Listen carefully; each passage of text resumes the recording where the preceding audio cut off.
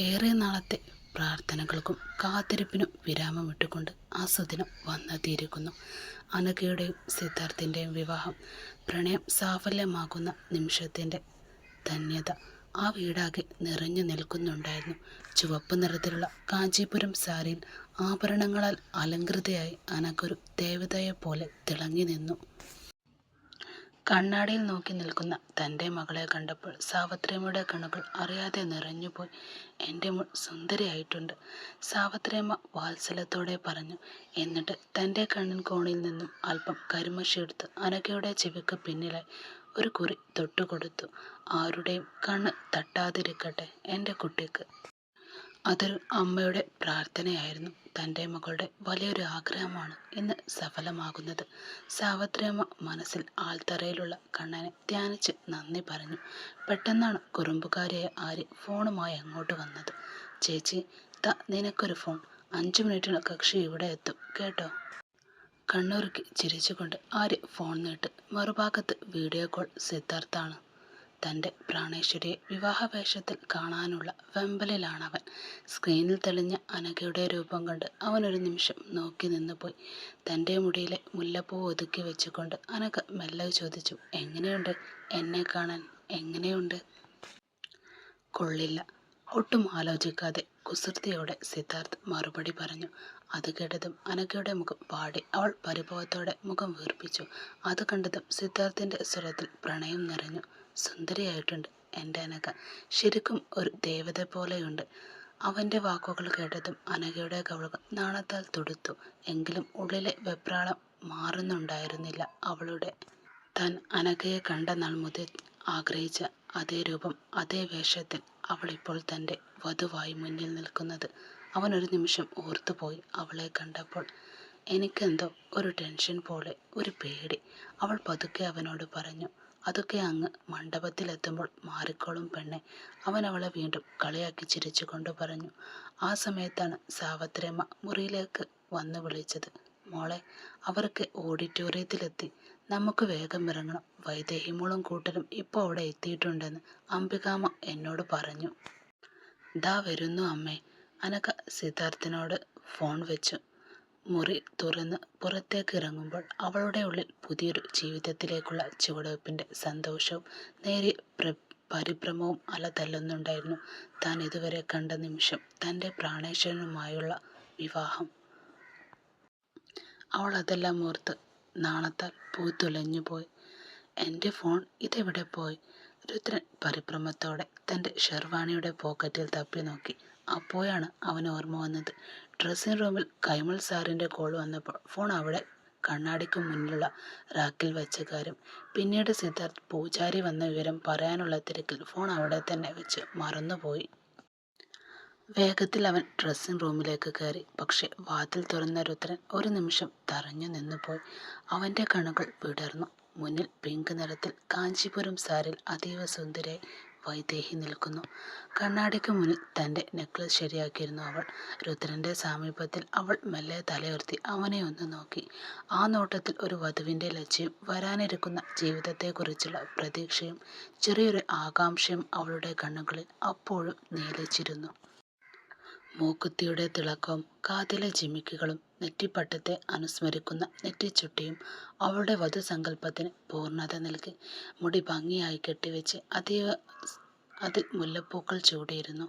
സീമന്തിയുടെ P Queen silks എന്ന വാക്കൻ അനർത്ഥമാക്കുന്ന രാജകുമാരിയെ പോലെയുണ്ട് അവൾക്കിപ്പോൾ അവളെ കാണാൻ.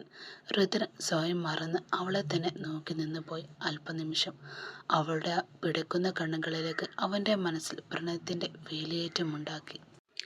ഇപ്പോൾ തന്നെ ഇവളെയും കൊണ്ട് എങ്ങോട്ടെങ്കിലും ഓടിപ്പോയാലോ എന്ന് ഒരു നിമിഷം ആ പോലീസുകാരൻ്റെ മനസ്സിലൂടെ കടന്നുപോയി. പെട്ടെന്നാണ് അംബികാമ്മ അങ്ങോട്ട് വന്നത്. മോളെ, വേഗം മണ്ഡപത്തിലേക്ക് കയറും, സമയമായി. അപ്പോഴാണ് അവർ അവിടെ നിൽക്കുന്ന രുദ്രനെ ശ്രദ്ധിച്ചത്. മോൻ ഇവിടെ ഉണ്ടായിരുന്നോ? ഞാൻ കണ്ടില്ലല്ലോ. അതും പറഞ്ഞവർ വൈദേഹിയെ പുറത്തേക്ക് നടന്നു. പുറത്ത് ലക്ഷ്മിയമ്മയുടെ ശബ്ദം കേട്ടു. നീ എവിടെയാ രുദ്ര? നിന്നെ തിരക്കി സ്റ്റേഷൻ ഓഫീസർമാരൊക്കെ വന്നിട്ടുണ്ട്. എല്ലാവരും നിന്നെ അന്വേഷിക്കുക.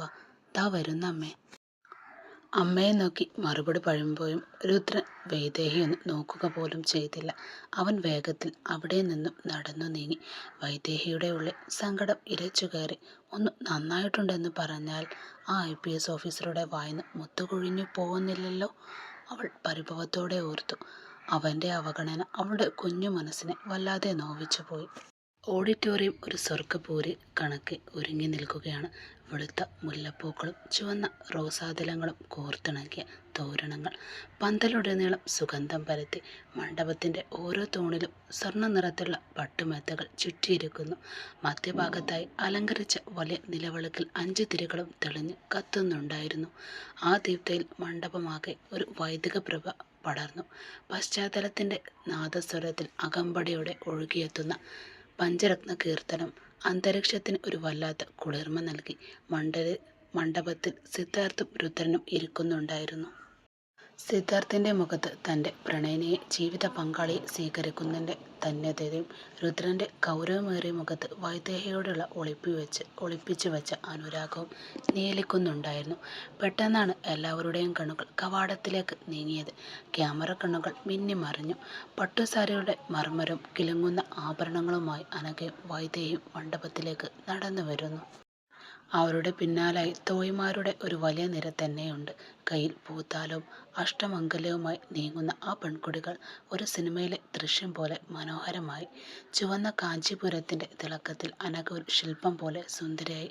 തൊട്ടടുത്ത് പിങ്ക് സാരിയിൽ തൻ്റെ പരിഭവങ്ങൾ ഉള്ളിലൊതുക്കി പാദങ്ങൾ പതിയെ വെച്ച് വൈദേഹിയും. അവർ നടന്നു വരുമ്പോൾ പിന്നിൽ അണിനിരുന്ന തോഴിമാരുടെ ചിരിയും കളിയാക്കലുകളും ആ നിമിഷത്തെ കൂടുതൽ വർണ്ണാഭമാക്കി. മണ്ഡപത്തിലേക്ക് ഓരോ ചുവടും വെക്കുമ്പോൾ സിദ്ധാർത്ഥിൻ്റെയും രുദ്രൻ്റെയും ഹൃദയമിടിപ്പ് കൂടി. സിദ്ധാർത്ഥ് പ്രണയത്തോടെ അനഘയെ നോക്കി. രുദ്രൻ്റെ കണ്ണുകൾ അറിയാതെ വൈദേഹിയിൽ തങ്ങി നിന്നു. അവളുടെ പരിഭവം നിറഞ്ഞ മുഖത്തേക്ക് നോക്കി അവൻ ഉള്ളിൽ പറഞ്ഞു, സുന്ദരിയായിട്ടുണ്ട് എൻ്റെ പെണ്ണ്. പൂക്കളുടെ ചന്ദനത്തിരിയുടെയും സുഗന്ധം നിറഞ്ഞ ആ വേദിയിൽ ബന്ധുക്കളുടെയും സുഹൃത്തുക്കളുടെയും സാന്നിധ്യത്തിൽ 2 പ്രണയകഥകൾ സാഫല്യത്തിലേക്ക് നീങ്ങി. മണ്ഡപത്തിൽ ഹോമാഗ്നി സാക്ഷിയാക്കി മന്ത്രോച്ചാരണങ്ങൾ ഉയർന്നു. കർപ്പൂരത്തിൻ്റെയും അഷ്ടഗന്ധത്തിൻ്റെയും സുഗന്ധം അന്തരീക്ഷത്തിൽ പടർന്നു. ആദ്യം സിദ്ധാർത്ഥാണ് അനഘയുടെ കഴുത്തിൽ താലി ചാർത്തിയത്.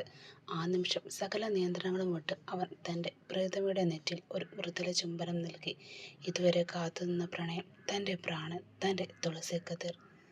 ഒരു നീണ്ട കാത്തിരിപ്പിൻ്റെ ആശ്വാസമായിരുന്നു ആ ചുംബനം. ഫോട്ടോഗ്രാഫർമാർ ആ നിമിഷം തങ്ങളുടെ ക്യാമറ ഭദ്രമായി പകർത്തിയതെല്ലാം. എന്നാൽ വൈദേഹിയുടെ ഉള്ളിൽ അപ്പോഴും ഒരു നീറ്റലായിരുന്നു. തലേ ദിവസം രാത്രി ഉറക്കമില്ലാതെ അവൾ എത്രയെത്ര സ്വപ്നങ്ങളാണ് നെയ്തുകൂട്ടിയത്. തന്നെ കാണുമ്പോൾ രുദ്രനൊന്ന് പുഞ്ചിരിക്കുമെന്നും ചേർത്ത് പിടിച്ചൊരു സെൽഫി എടുക്കുമെന്നും അവൾ കൊതിച്ചിരുന്നു. പക്ഷെ ഒന്നും മിണ്ടാതെ ഗൗരവത്തിൽ പോയ രുദ്രൻ്റെ പെരുമാറ്റം അവളെ വല്ലാതെ സങ്കടപ്പെടുത്തി. അടുത്ത ഊഴം രുദ്രൻ്റേതാണ്. മന്ത്രങ്ങൾക്കിടയിൽ അവൻ വൈദേഹിയുടെ കഴുത്തിൽ താലി ചാർത്തി. സിന്ദൂരം ചാർത്തുമ്പോൾ അവളുടെ മിഴികൾ പരിഭവം കൊണ്ട് നിറഞ്ഞു നിന്നു. അവളുടെ വിറക്കുന്ന ആദരം, സങ്കടം കലർന്ന നോട്ടം കണ്ടപ്പോൾ രുദ്രൻ്റെ ഉള്ളിലെ ഗൗരവം അലിഞ്ഞില്ലാതായി. താൻ അവളെ അവഗണിച്ചു എന്ന അവളുടെ തോന്നൽ മാറ്റുന്നോണം രുദ്രൻ കുനിഞ്ഞ് വൈദേഹിയുടെ നെറ്റിൽ ദീർഘമായും ചുംബിച്ചു. പ്രതീക്ഷിക്കാതെ കിട്ടിയ പ്രണയസ്പർശനത്തിൽ വൈദേഹി ഒരു നിമിഷം തരിച്ചു നിന്നുപോയി. അവളിൽ കുളിരു കോരി. അവൻ്റെ ആ സ്പർശനത്തിൽ ഒരു അധികാരവും അതോടൊപ്പം വല്ലാത്തൊരു കരുതലും ഉണ്ടായിരുന്നു. വൈദേഹി പതുക്കെ തൻ്റെ മിഴികൾ ഉയർത്തി രുദ്രനെ നോക്കി. ആ നോട്ടത്തിൽ പ്രണയം കടൽ പോലെ ഇരമ്പുന്നുണ്ടായിരുന്നു. തൻ്റെ പ്രിയപ്പെട്ടവൻ്റെ കണ്ണുകളിലെ തിളക്കം കണ്ടപ്പോൾ അവൾ തരളിതയായിപ്പോയി. ഇനി നീ എൻ്റേതാണ്. ആ കണ്ണുകൾ മൊഴിയുന്നത് പോലെ അവൾക്ക് തോന്നി. ഹൃദയം അലിഞ്ഞില്ലാതാകുന്ന ആ നിമിഷം രുദ്രൻ അവളുടെ നെറ്റിൽ അമർത്തി ചുംബിച്ചു. ആ ചുംബനം വെറുമൊരു സ്പർശനമായിരുന്നില്ല, അത് അവളുടെ സകല പരിഭവങ്ങളെയും തീർക്കുന്നതായിരുന്നു. പ്രണയമുദ്രയായിരുന്നു. ലോകം മുഴുവൻ നിശബ്ദമായതുപോലെയും ആ മണ്ഡപത്തിൽ അവർ രണ്ടുപേരും മാത്രമുള്ളതുപോലെ വൈദേഹിക്ക് തോന്നിപ്പോയി. അവളുടെ കവിളുകൾ നാണത്താൽ തൊടുത്തു. കണ്ണുകൾ ഒരു നനവ് പടർന്നു. അത് സങ്കടത്തിൻ്റേതായിരുന്നില്ല, മറിച്ച് താൻ ഇത്രയും കാലം കൊതിച്ച ആ പ്രണയം പൂർണ്ണമായ സന്തോഷത്തിൻ്റേതാണ്. പതറിപ്പോയ തൻ്റെ ഹൃദയത്തെ ശാന്തമാക്കാൻ അവൾ ആ പ്രിയതമൻ്റെ കൈകളിൽ മെല്ലെ മുറുക്കി പിടിച്ചു. അവളുടെ തുടുത്ത കവിളുകൾ 2 നുണക്കുഴികളും പിരിഞ്ഞു നിന്നു. അതുപോലെ തന്നെ അനഘയും സിദ്ധാർത്ഥിനെയും ചേർത്തു പിടിച്ചു. അവരുടെ നിമിഷവും അതുപോലെയായി.